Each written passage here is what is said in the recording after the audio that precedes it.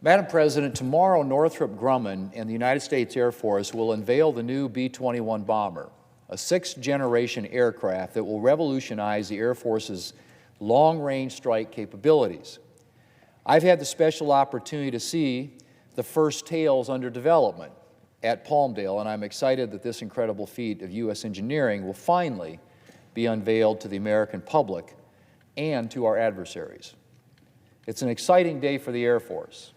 And it's an especially exciting day for Ellsworth Air Force Base in South Dakota, which was chosen to be the first home, main operating base 1 of the B-21 Raider. Madam President, we've come a long way at Ellsworth since I first came to the Senate. Shortly after I took office, Ellsworth was recommended for closure by the Department of Defense's Base Realignment and Closure Commission. And so one of my first priorities as a U.S. Senator became getting Ellsworth taken off the closure list. Statistically speaking, our odds of pulling through were not high. But thanks to an all-hands effort by the congressional delegation and state and community leaders, we won the day. And we were removed from the BRAC list that August. And then we got right to work on building up the base so that we would never again find ourselves in the same position. In 2007, the Air Force Financial Services Center opened at Ellsworth. 2011 saw the arrival of the 89th Attack Squadron and its command and control station for MQ-9 Reapers. And in 2015, a nearly decade-long effort paid off with the quadrupling of the training airspace for the base. The Powder River Training Complex is now the largest training airspace in the continental United States and can be used for large force exercises that draw combat aircraft from across the country. And it's well suited for B-21 training. This is just one of the efforts that we undertook to put Ellsworth in the best possible position to secure the B-21 mission.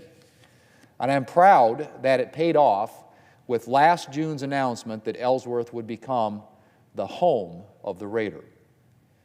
Madam President, the B-21 represents a significant step forward in our long-range strike capabilities, and it will come not a moment too soon. Between chronic underfunding and a high operational tempo during the War on Terror, our military preparedness became seriously strained.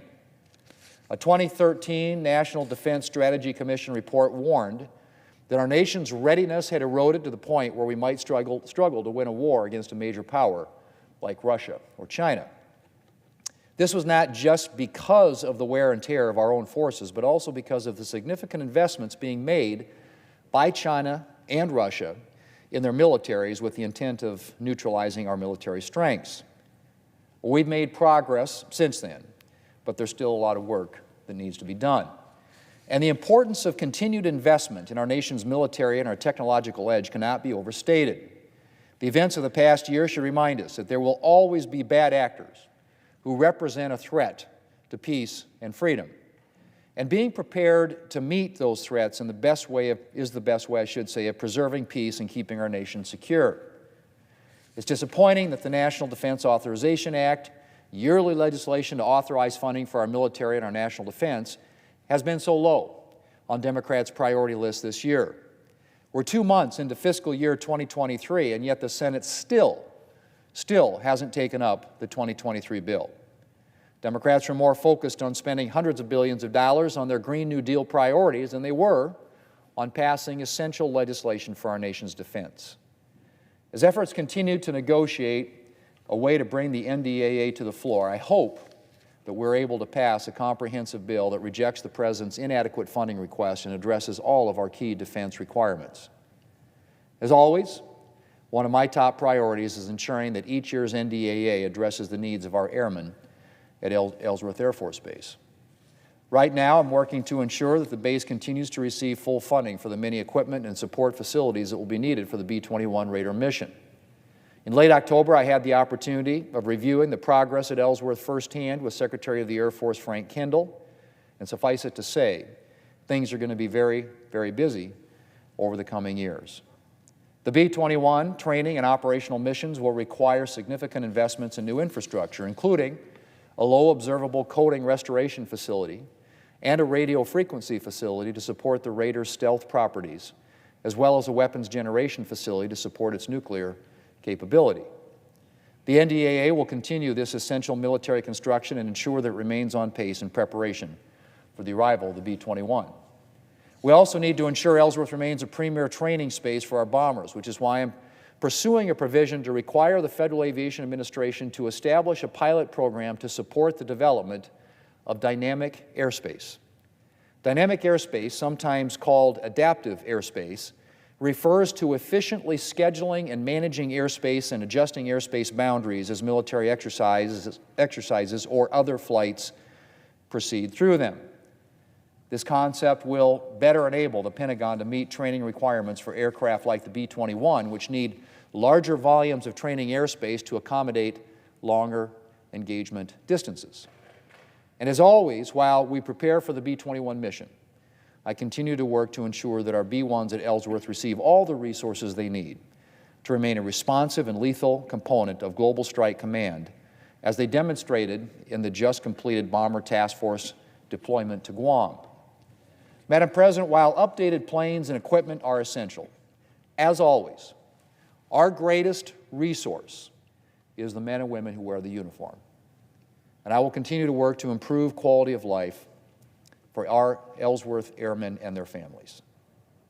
More military families will be moving into the communities surrounding Ellsworth with the arrival of the B-21 mission. And another one of my priorities is making sure that the infrastructure is in place to provide ample support for these new families. I work to include a provision in this year's NDAA that would allow the Secretary of Defense to continue to adjust basic allowance for housing rates if an installation is experiencing a sudden increase in the number of service members assigned there. This will help ensure that families at Ellsworth and elsewhere will have the resources they need to secure appropriate accommodations. I'm also working to ensure that the Douglas School District is able to integrate and support Air Force members' children and provide sufficient classroom space.